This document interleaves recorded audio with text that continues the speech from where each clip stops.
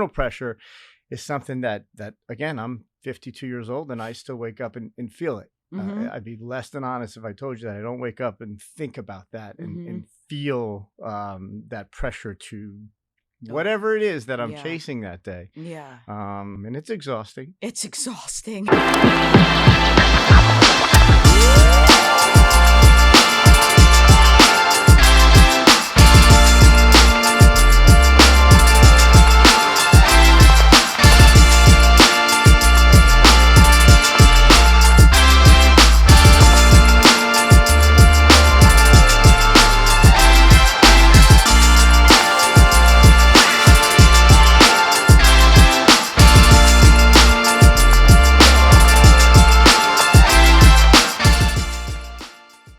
Bobby, welcome Thank to you. now the third show I'm doing, the Going All In podcast. You were on my first one. We did Zoom. It was when I first started. I think you were like my third guest, the All In Chronicles with Big Ange. And then from 2 years ago, I would say, till now, you've been a part of all of my growth and change and have supported me along the way. So bringing you into the studio and being my third guest on what I believe is just going to take this whole podcast to the next level. Just honored to have you here. You spoke at our Mindset Symposium. You turned a lot of heads. I got the best feedback I got was from your talk. And you really have a standard about being vulnerable, about connection, about perspective, resilience, and team culture. So we have a lot of talks, but we're going to try to squeeze it all into 40 minutes and just get some wisdom out there. Thank you for having me. It's always an honor and a privilege to speak with you or speak at that event that you had talked about. So it's great to be here. Awesome. So I want to get right in and just tell you, when you spoke at the Mindset Symposium, you told your story about your dad, and you told your story about the pressure that was put on you and how that turned into, you going through a stage of alcoholism and how that built you. Sure. And so I just want to share that with more people. So if you could just kind of recap that a little bit. Sure. Well, I mean, growing up, we lived in a household where sports was the number one thing. There was an enormous amount of pressure to perform. There was an enormous amount of pressure to be good, and a lot of it started at a very young age. The day in and day out, constant evaluation, criticisms, discussions. Our whole life revolved around sports. Particularly in my case, it was basketball, even though I played all sports growing up. And there was a lot of pressure. And quite honestly, I don't necessarily even know if my dad realized what he was doing or what was going on in our house. But the enormous amount of pressure, the evaluation every single day had an enormously damaging effect on me. It really did. And it's something that I still to this day feel the effects of, the constant pressure to perform, the constant pressure to be better than whatever unrealistic standard that was being set. And so, when you go through it and you're involved as an athlete, and I went through all the stages from high school being, having a pretty good career, onto college, having a pretty good career and all that, all the things that you would think parents would love to have in their child, the 1,000 points, the All-State, the scholarship. And along the way, it was okay, but then after it's all said and done and you're left with all of these thoughts and feelings that still exist, and you're wondering what's going on, and then life goes on, and you're just, you start to feel like, I don't feel good enough. And it's that constant message that I always heard as a youngster. And I don't even know if I necessarily heard it. I felt it, which is incredibly difficult to put your finger on at times, feeling the message of not being good enough. And it's something that I carried with me as an adult. And ultimately, I found alcohol. Alcohol quieted those voices. Alcohol made that feeling of not being good enough go away. But with that comes an enormous other set of negative consequences, and thank God I was able to finally get sober almost 16 years ago. But it took a lot of work. It took a lot of, I saw a psychologist for 7 straight years. And I poured my heart and soul because I wanted to be better. I wanted to be better than that. I wanted these feelings to go away. And ultimately, you're never cured, and it's never something that goes away per se, but you learn how to manage it. You learn coping skills. You learn how to deal with it. But along the way, as I told the story at True Regional, I needed to give back. I needed to give back to stay sober. And Mhm. I didn't feel comfortable helping other alcoholics. It's very Yeah. difficult. You know, you're Yeah. dealing with somebody's, sometimes their life is on the line. But I did feel comfortable coaching basketball. So I started that journey. And that's basically what's led me here Mhm. today. And I've dedicated my life to helping kids become better. And not necessarily better sports wise, but better Mhm. people, feeling better about themselves, having confidence. I think a lot of times everybody talks about, hey, I can help you become a better jump shooter, but can you help me become happier? Mhm. Can you help me achieve my goals? Can you help me become um, tougher in a sense of mentally Mhm. tougher, stronger? Um, and it's been an incredible journey, you know, and it's Mhm. amazing. As every time I speak, like you said, I got multiple texts and phone calls, and um, I think sharing the story of youth sports and the pressure Mhm. that's on kids is important, you know, Yeah. because I see it every day and you Yeah. see it every day. And I see it at younger ages. Mm. And some of the things that I see are much worse than Yeah. what we lived through. Yes. And so if it had so many negative consequences, not just for me, but for other people around me, because I grew up with a lot of really, really good athletes, Yeah. and almost all of us are damaged Yeah. in some way. Yeah. And it's different, but Mhm. each one of us, some of my best friends growing up who were the toughest, strongest, fastest, best athletes, all are damaged in a certain way. Mhm. And you know, it's complicated. It's never one thing.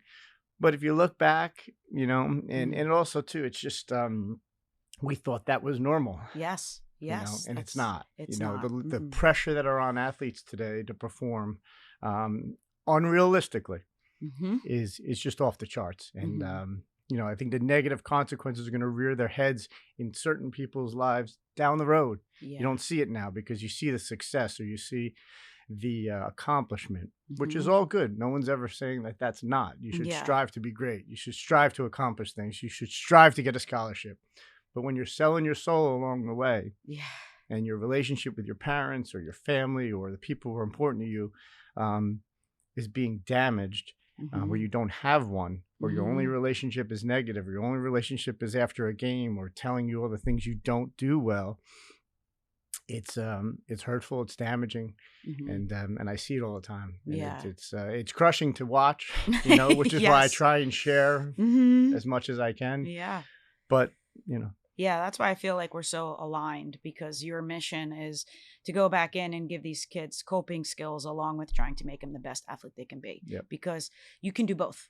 You can push a kid to the limits and also give him coping skills and still see some success. You don't have to just say, oh, well, in order to push kids to the limit, we can't worry about everything else. And I think you said it perfectly. Like, if we don't let kids feel, then they don't never know how to feel. yeah. And then they're going to numb their Right. feelings. And one of the things, like, and I said it in the speech, and I don't think people really realize the magnitude of it. Like, we weren't allowed growing up, or I felt I wasn't allowed. You know, I want to always be careful how I phrase it, Yeah. to show emotion. You Yeah. know, the only emotion we showed was intense anger, you Mm-hmm. know, and competitiveness. There was no crying. There was no I'm sad today or I don't feel good today. Um, I can imagine what would have been said back to me if I was ever to bring that up. Like, Yeah. I really don't feel like practicing today, you know, Yeah. because I don't feel good about myself or I lack confidence or I don't feel up to it. It just would have never occurred to me. It would, the No. fear of God would have rang through my head, and those are all the coaches that I grew up with at a young Yeah. age. You know, you couldn't admit you were hurt, you couldn't admit you were tired, you couldn't admit you were sad, Mm-hmm. and so like we grew up a lot, you know, with no emotion. And it Mm-hmm. wasn't just me, it was that era and that time Yeah. frame. And so we weren't allowed to express ourselves in that way, or at least I felt that way. So it becomes very difficult now as a grown adult. You know, you lack Yeah. that sort of development, you know, where it's you go to somebody and say, I'd like to talk to you about how I feel today. And it's something that took me a very long time to understand, you know, Yeah. because you suppress those emotions. I have to be the toughest guy in the court. I have to work hard every day. I can't let anybody down. And you know, become not only do you feel the pressure from people around you, but it becomes an internal pressure. Yes. And that internal pressure is something that again, I'm 52 years old and I still wake up and feel it. Mm-hmm. I'd be less than honest if I told you that I don't wake up and think about that Mm-hmm. and feel that pressure to whatever it is that I'm Yeah. chasing that day. Yeah. And that feeling, usually for me, for it's the feeling of not being good enough. So I feel Yeah. every day, and that's why I get consumed with Yeah. work, and I get consumed with this mission of Yeah. trying to help people. And it's exhausting, It's exhausting. but at least I understand it now. Yeah. And I get it. But a lot of kids don't. They're going through it right now, and they don't realize, or parents don't realize what they're doing. And I talk all the time about unrealistic expectations, and Yeah. you see it. And instead of letting kids be kids and develop and have fun with sports and push them and do all the good things that sports Yeah. provide, it's you need a scholarship, or you didn't Mhm. do this, or you didn't do that, or it's, constantly dragging them to places to chase their vision of what they think being a good athlete or being developing as a kid is. And it's out of whack. It's so out of It's whack. out of whack, and Yeah. it's tough to see. I just had this conversation with a parent, and I said to them, they're like, yeah, well, when we were younger, I was like, well, I don't know. You want to have a vulnerable conversation? Because let me ask you something. When we were younger, did we get it right? Or did we just think that we were pushed? And I said, because now us and our generation are coaching and parenting kids, and we want to blame the kid. Right. But really, some of all of this dynamic starts with us. Absolutely. Starts with the way we coach, because we think that we were coached that way, and look how great we became. Yep. Are you kidding me? Like I open one eye when I get out of bed in the morning, and people are like, oh, you always so positive? I'm like, you know how hard I have to work for an hour and a half in the morning to get where I need to be? Yep. It's a lot of work. You It understand? And I really think that like we need to identify that space of like, well, why are you doing what you're doing? And this self-reflection piece that needs to be taught to these kids and to the adults in the space. Yep. 100%. Yeah. And the hardest part is, and I think a lot of connected to that is the keeping up with the Joneses. Yes. And I mean, we're sitting here on a Saturday in October right now, and there's probably a bunch of softball and baseball players that are about to play 3 games this weekend in the fall. And that kind of pressure just we never did that growing up. Some of the best basketball players I ever was around didn't play basketball, 52 weeks out of the year, 12 months out of the year. They played other sports. They had time to go away from the sport. They practice on their own, and this constant putting on a uniform and dragging kids to certain places. There's not a 10-year-old on the planet that wants to play 3 games of baseball today. They don't. But the parents convince them that they do. Yeah. And there maybe, let me rephrase it. Maybe there's a few that truly enjoy playing baseball today. Sure. But you can go to any little league field right now, and you can see that an 8 or 9 or 10-year-old doesn't want to be there all weekend. They just don't. I have children of my own. They don't want to play sports all day. No. And that's okay. But the problem is that so many people want to keep up. And like you said, they're forcing their vision of what they think it's going to take to be successful. And I'm very grateful in that I can just speak like just of myself and my brother. Like we say it all the time, like we didn't do all of this stuff. No. We didn't do all this stuff. And I had a really, really good basketball career. My brother was a walk-on at the University of Florida, played for probably Hall of Fame coach Billy Donovan, played with multiple pros. We didn't do this. Yeah. We didn't play basketball every single day. We played in the backyard. We worked out on our own, and working out was a term we didn't even use. We just practiced. We went and shot in the backyard.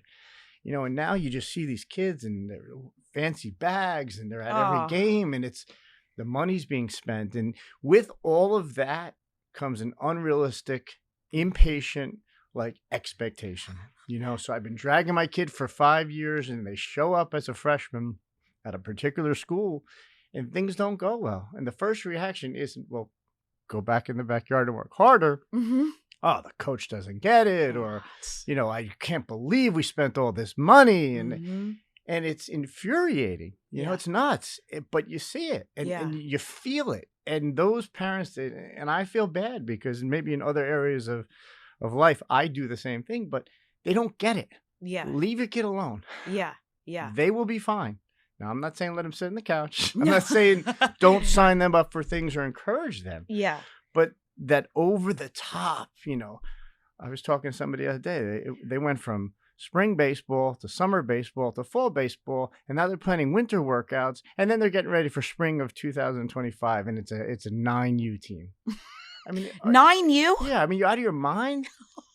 but it's everywhere, Ange, Mhm. and it's every sport, and so it's just nonstop. So every time, and what happens is they get in this rat race, and the kids Mhm. they never have a chance to go away, No. to decompress. Usually, it's the same group of coaches, so that Mhm. pressure and that sort of internal inability to get better, Mhm. you know, go in the backyard, just take Yeah. 1,000 swings a day. You'll Yeah. be better off after Then school than you will all these things that we do. But it's this culture that's now it's everywhere, and it's it's everywhere. not limited to just certain areas. It's in every sport, and it's just too much. And I think it wears kids out. And I've seen it. By the time a kid gets to high school, they've played so many games and they've been dragged everywhere Yeah. that they lose that enthusiasm. If you play Mhm. 4 games in a weekend, how do you get excited about playing basketball games? Yeah. You become a drone. Yeah. I Yeah, like and that. you see it, Yeah. and you don't even when you're going through it, the people don't even realize it, But I Mm-mm. see it on the outside because I'm always looking at it Yeah. slightly differently. Yeah. I think the way that you tied all of that together was unbelievable. But here's the reality. It's not going backwards. No, We're not taking it out, because I have a parent that'll say to me, they'll be like, "Well, Ange, what do you expect for us to do because everybody else is doing it?" And my answer is, I don't expect you not to enroll your child. But here's what I'm going to tell you. I've got a junior that I'm doing mental fitness coaching with, and they're bringing up their club experience as why they don't believe in themselves, because nobody ever taught them anything right, more than performance. sure, So here's like my big thing is, let's just be proactive. Sure, you want to go do a 9U team and you want to do that, then I think our coaches and these leagues should be also instilling other things with them. If we can't go backwards, then let's instill these things alongside of it. You know yeah, what I mean? I I agree, really and believe in that. I do, and I hope we could get to that point. Yeah. I would even say, or make a suggestion of it starts with the parents, Yeah. because we would rely a lot upon a coach to do that. Not all coaches are equipped to do that. Some are, Yeah. and they're great. But instead of waiting and instill all that, how about just not applying as much pressure, right? Yeah. So not making every game the biggest deal in the world. Yeah. Not coaching Yeah. from the sidelines, every pitch or every dribble or Mhm. every swing of a tennis racket. How about not talking about it on the ride home? Mhm. How about not planning your entire month around youth sports? Yeah. How about not constantly reminding them that they have to bend their knees on a free throw, or they have to, like, all of these things that a parent in a lot of cases will say, "Oh, I'm very supportive. I'm very supportive." Yeah, you haven't stopped talking about my game in a 35-minute ride home. Mhm. You're not, Mhm. that's not being supportive, Mm-mm. and I can tell you as an athlete, like, and some of this, sometimes you don't even have to say a word to have an impact on a kid. And what do I mean? Because I see it all the time. The parent who thinks, well, I'm standing in the outfield. Yeah, but every time the kid swings and misses, you put your head down and they see you do this, and Yeah. they see your Yeah. body language and your mannerisms. That's Mhm. internal pressure. And that has a negative impact on a kid's desire to want to continue to compete, Mhm. and if every time all they associate with that sport is parental pressure or negativity, or the mood of the parents changes when I play well, and it's different when I don't play well. Mhm. And I got probably the most texts I got after your mindset symposium in July was when I mentioned the house is on eggshells when I didn't play well. Yeah. Everybody identified with that, and whether they were afraid to admit it or not. And that was hard to hear. It's Yeah. hard to hear because I Mhm. know what that's like. Mhm. So to hear people say, that's how my house was or Mhm. is, and I Mhm. want to change it. That's great that we're getting to people, but you feel like you're climbing a mountain sometimes. Like, Oh this is just yeah. so hard to get people to understand, Mhm. and until you've walked through it and understood what it's like to live in a house where the mood of your home is dictated on whether or not you played well. Mhm. It's a lot of pressure, Mhm. it's a lot, Mhm. and every kid in the house internalizes it differently. Mhm. It's, again, I also say it also works the other way. If you're constantly talking about how great your kid is and how excellent they played, and we were talking about social media, if all you post about is the positives, they start to feel a way about that too. Yeah. And that ultimately has a negative effect when they are on JV, Mm-hmm. which is the Mm-hmm. right place for them developmentally, but not what you've been posting about for 3 years. Mm-hmm. So Mm-hmm. all of a sudden you have this dichotomy of, man, my dad's been posting on social media about how good I am. I'm on JV, but it's okay. Yeah. JV's good. Yeah. I played JV. It was the best experience of my basketball career. Yeah. But think about how the young child internalizes that. Yes. It's not cool to post about JV stats. Mm-hmm. Oh my God, am I a disappointment? I let my dad down. My parents are annoyed. I'm on JV. But all these things, you see it every day. Yeah. So it's such an intense area, and that there's so many things that go on that we could talk about. Yeah. That it's I think one of the big things that I see a lot is the parents not having boundaries of talking about the other kids on the team. I don't think they understand how they're poisoning their child's experience, because that kid goes into their team and is thinking negatively about the other kids. Absolutely. And a coach can't compete with that, because and they have to take responsibility that they have to make sure their kid knows how to get along with people. They have to make sure that if Beth is scoring all the goals and you want your kid to score the goals, well, that's a coach's space. Like, how are we dealing with that? It's just crazy to me to see the drama amongst parents. And now I've coached in all different levels, from regional to Ranny to Catholic school to now at Shore, and that's a continuing thing. It's like it's I never in my wildest dreams, when I grew up in the 80s and the 90s for college, you never crossed that imaginary line of talking about another kid. No. It was never, maybe it happened, but I certainly didn't hear it, see it, or feel it. Yeah. Now you hear it in the bleachers, the moaning, the groaning, the complaining, the constantly, my kid is better than so-and-so. Mm-hmm. And then also you see too, and I feel it as a coach, and luckily I've been through it enough to understand, like, you can feel when a kid is getting a negative vibe about you and the team at home, but feels differently in the locker room, and feels differently as part of the team. And you can see that struggle, because most kids don't agree with their parents yelling and screaming like that. Most kids don't agree that their teammates aren't as good as them. They know it. They're in practice every day. And I'm sure there's some situations where, not all coaches are perfect and not all situations are good. But to cross those imaginary lines and complaining about other kids, and I'm very lucky. I have a very supportive administration, and my AD, Joe Ward from Woodbridge, who we were in a meeting one time, and he said, look, to a parent, I'm going to stop you right there. We're here to talk about your child, not anybody else. Yeah. And thank God I have that kind of support, and thank God our coaches have that support. And that's a great way to be. Like, if you like to talk about your child, fine. Yeah. But so many people come in and say, oh, my kid's better than this, this, and this. And it's like, hey, stop. Yeah. And also too, it's hard when you're not at practice every day. As a coach. Yes. And there are little things and the kids go home, and because they know their parents are going to be happier if they tell them good news, they say, yeah, practice was great. I did this, I did one. Is that true? Yeah. Is it really true? Or are you just saying that so mom and dad will leave you alone and let you play on your phone or let you do whatever? Yeah. They don't always say, well, I went home and I got my butt kicked by the seniors today, and I struggled and I turned the ball over and I didn't make any shots, and my effort was low and I wasn't focused. Kids don't go home and say that to their parents. It's the opposite. Yeah. So it feeds that sort of like negative machine.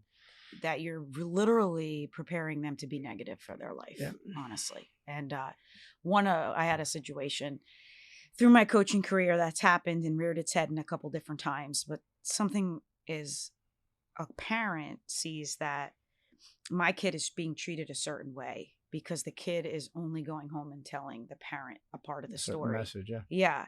And I had a conversation with a kid, and it was all positive, and a parent called me and said, what actually happened? And she said, can I hear your side first? And I said, thank you so much for the respect to hear my side. Yeah, that's what happened. Told her. She's like, oh my gosh. She goes, my kid heard none of that. And I said, all right. I said, listen, this is what we're going to do. Thank you for the phone call. I'm going to talk to the kid tomorrow and find out. Right. So I go to the kid and I said, what did you hear yesterday? Oh, I only heard, this, and this. And I was like, I never said that to you. Well, at home, that's what my parents are telling me. So so they went home and told their parents what their parents were telling them. And Yep. I said, all right, we're going to clear this up. Right. And the kid, we cleared it completely up, and the kid totally changed now. Right. It was like, Sure. having that conversation, and it blows my mind because really these kids sometimes are only hearing what they want to hear. Oh, they are. Yeah, and it's an interpreted version of things. Yeah. Based upon whatever they're going through, and it's not easy. And that's why, we talked about in the last podcast we had. I try and make an effort, even it's not every day, to talk to each kid before practice. Yeah. And how are you doing? What's new? How's school? How was your brother, sister, mother? So that they know that I care about them more than just as an athlete. But at that point in time, too, that 30 seconds or a minute before practice, you can clear up a lot of those sort of areas that were of concern. Yes. And I always make it an effort to talk to the kids that aren't playing a lot. Yeah. Walk up to them, explain to them, talk to them, let them know I'm aware they're there. And so many coaches just ignore the kids that don't play. Yeah. I make an effort to talk to the kids, keep doing this, keep doing that. We're going to keep working, or you're not ready yet, whatever it is. And I think kids like to hear it from the coach rather than trying to interpret what's going on. Yeah. And that, for me, I think, it doesn't solve everything, but it certainly helps kids to feel comfortable with what they're going through, because I've gone through it myself. I've been the best player on the team. I've also been the player that was benched. I've been cut. I've had playing time reduced. I've had lots of internal pressure. I have coaches that didn't like me. I have coaches that did like me. I've walked in their shoes. Yeah. So to not convey that and express to them, hey, I've been in your shoes. Keep working. You're going to be okay. Or you're just a sophomore. Don't put so much pressure on yourself. I think a lot of those things takes work, takes effort, and coaches sometimes are more focused on getting practice started with the X's and the O's, and not more in tune with what's going on with the kids right there on the court. Yeah. I think the communication piece is huge. And it also, is a chance to be vulnerable with the kids. Also, and I'll tell you a story. It also, when you do that, now you have to have confidence, because they may say things back to you that you don't want to hear. Right? So it's difficult to go and approach the kid that hasn't played in 3 games. Yeah. And start to coach them and talk to them. And I remember one time, a young lady in our program said to me, every time you put me in, you take me out when I make a mistake, but other people you don't. And she was right. I had a short leash, for lack of a better way of describing it, on her mistakes. I let other girls go in and make more mistakes, and she picked up on that. And she was 1,000% right. It hit me right in the head. But I had enough humility to understand she was right. Yeah. That's how that's what I was doing to her. Yeah. And I hadn't really realized it when I started to think about it. She nailed it. Yeah. Yeah. So she taught me a lesson as a coach. Yeah. So it was, that lesson needs to be learned from a lot of coaches, but I remember being that coach too. Yeah. That has that one kid that you're going to pull right out. And then when that kid sits on the sideline, because now I'm on the opposite side of it. If I go up and talk to that kid and I'm like, how you doing? Well, every time I make a mistake, I come out. So I'm scared to make a mistake. So I forgot the love of the game. I don't know how to do this. I'm really frustrated, and tears just roll down their face. And it's like, how is that kid enjoying this experience?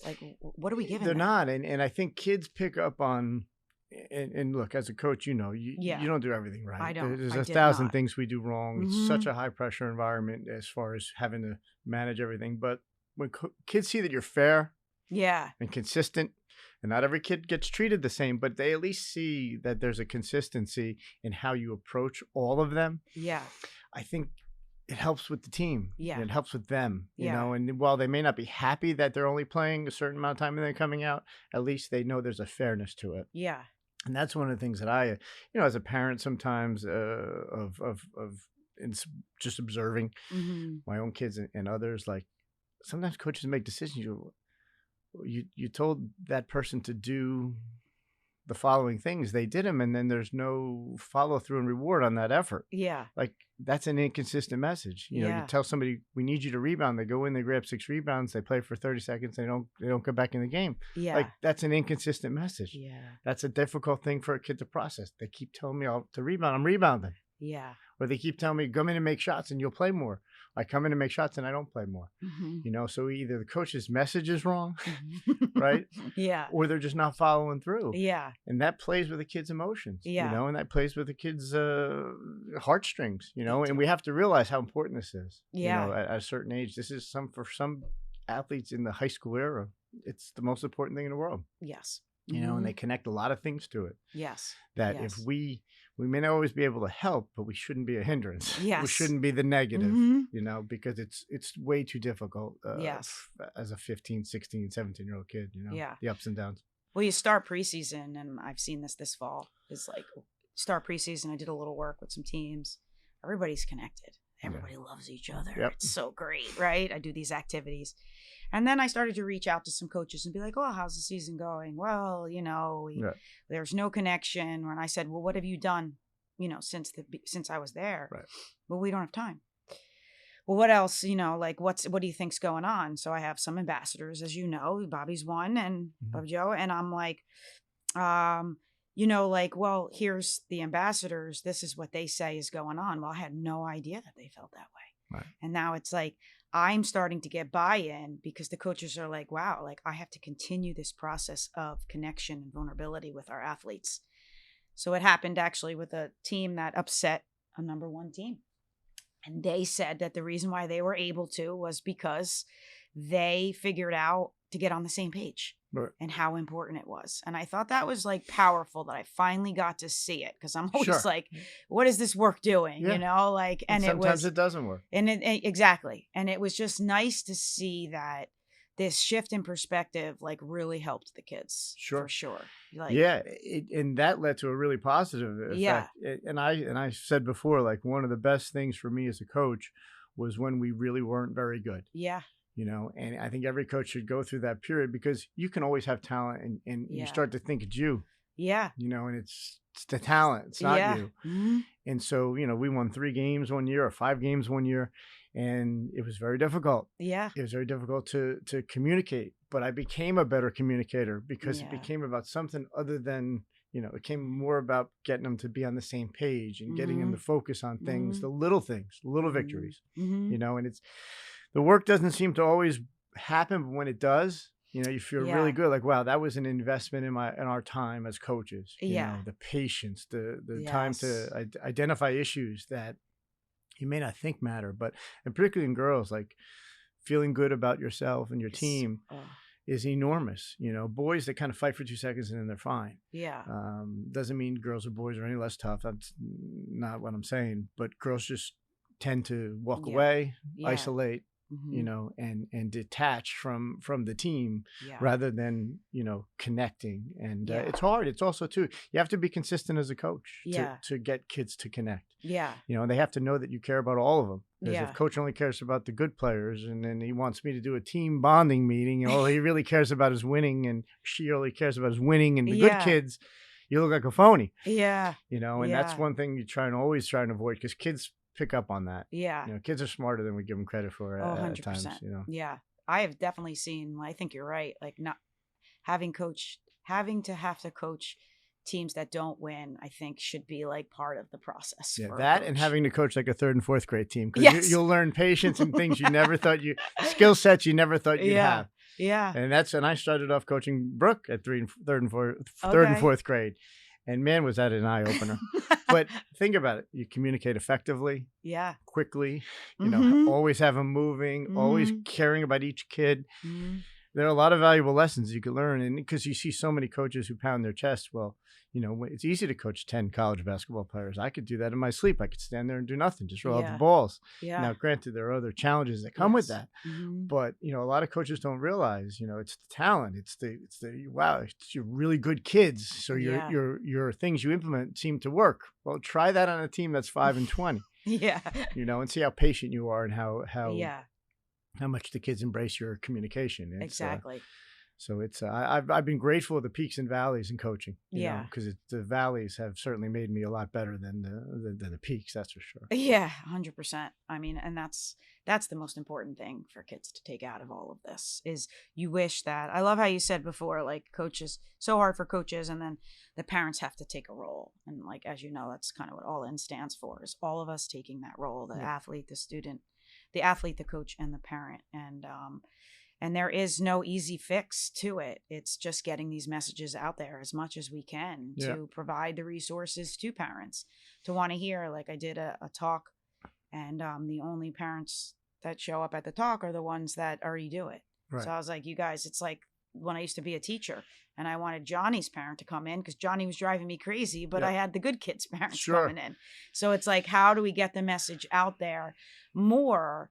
But you also have to deal with that parent's past. Sure. How they were raised, their baggage, their hurt and trauma. You know, that some people in this day and age do not want to address that they've been through stuff because it's easier not to. Or they don't even realize that the stuff them. they've gone through is they're taking it out on their kids, or they're making their children's lives miserable. They're passing it along. Yep. You know, it's hard. It's complicated stuff, and that's why, you know, if we can only help a few kids, it's still so worth it. Yeah. You know, and we talked about it yesterday. Be there when they're ready. Yeah. You know, be there when the parents are ready, rather than trying to force the message because it's a foreign language. And I'm sure for me at a certain point it would have been a foreign language. Oh, you know, like, what are you talking about? Exactly. Look at the success I had. Yeah. You know, and you look at it differently. Perspective is everything. But it's hard. It's hard, you know, because you want to scream and say, please let me help. Yeah. But people have to be ready. I say, like, right now, I'm kind of teetering with a 5 to 7 conversation that I have to have with the same person in the same environment to see them be like, oh, okay. I mean, and that's a lot to have 5 to 7 conversations with people you really don't know. You know what I mean? It's like that whole thing of exposure on social media. If they see something 7 times, finally they're like, oh yeah, I saw something about that. Well, maybe I should read that, you know? So it is. And one of the things I've learned too, particularly, you know, because we've passed along so many messages basketball wise, you know, is sometimes it's not going to come across and you just have to walk away, or you just have to realize that they're not ready. Yeah. Very difficult. Yeah. Very difficult. And they have to find it out on their own. Yes. You know, but you keep trying, you know, you do. And I think what you've been doing and just talking about mental health 30 years ago, you would have been laughed out of the room. Yeah. It's gotten to be so much more important and so much more valuable. And that's not to say every coach is going to want to have a mental health coach on the bench. No. The good ones should. Yeah. But it's kind of like same thing with sobriety. You know, there was a point in time where talking about being an alcoholic or grateful recovering alcoholic, it would have been labeled. There would have been a stigma. Yeah. I'm proud to be a grateful recovering alcoholic. Yeah. It's one of the best things that's ever happened to me. Probably the best. Yeah. So the stigma's gone though. Yeah. You know, if I was afraid to say it of getting fired or being looked at differently, I'm not afraid to do that anymore. A lot of that is because things have changed. Yeah. And years ago, there were probably people in AA meetings talking like we were. Yeah. God, I can't believe there's a solution, but nobody wants to embrace it. Yeah. Same thing with mental health. You know, it's in sports particularly, and in real life too. It's there. There's help. There's solutions, but getting over that hurdle, that stigma, that accepting, you know, my child is emotionally challenged right now with sports. Wow. It's not a negative. Yeah. It's good that you understand it, identify it. And the kid's growing. Yeah. The kid's getting better. You know? I spoke yesterday to a group of SACs in Ocean County. And I come out, you know, bubbly, and I'm like, this is what I do, you know, whatever. And then I tell the story that I was in a mental hospital a year and a half ago. And the mood changed. So I look at them all. I go, why'd the mood change? Right. I said, you guys deal with this every day. This is real. Said you were in a cancer wing, everybody go, oh, man. Yeah. And so I said, listen, I said, the reason why my message is powerful is because I walk the walk. I know what these kids are going through, and that I never want them to get to the point where you've just never dealt with it. And now you have this explosion. I said, so you guys can't stigmatize it. You can't get all sad because I'm just openly saying mental hospital. It was the best thing that ever happened to my life. Right. Like I figured this all out. Sure. And they were just like, you know what? You make a great point. I said, you know, I'm trying. I said, because that's the reality of it. And it's still very difficult for me, you know, admitting weakness and asking for help, I thought was a sign of weakness. Yes. I really did. Because all my life I was conditioned to try and be the toughest guy in the gym and the toughest guy in every room I walked into. So admitting things that make you vulnerable, I thought made you weak, but the reality is it doesn't. And not everybody can do that. Not everybody's ready to do that, and that's okay. Yeah. You know, but it's amazing how, you know, you should have strength in your Yeah. recovery and your ability to bounce back Yep. and admit it. Yeah. Mhm.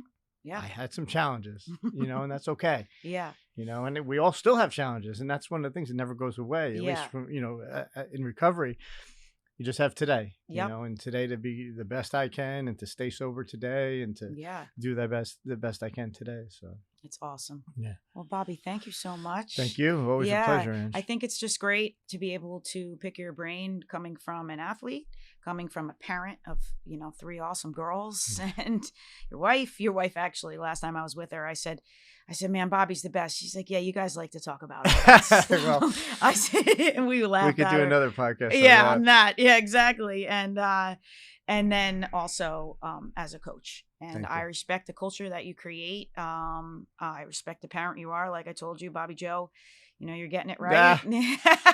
So we're trying. Thank you. And we're just going to continue growing this. Yeah. And then thank you and credit to you, Ange, to bring this message the best you can. It's not easy. I'll do anything I can to help you. I hope everybody listens, embraces your message, and is open-minded about it. And because there's a lot of kids that can benefit. So thanks. Thank You're you. Awesome. All right. We're done, Charles.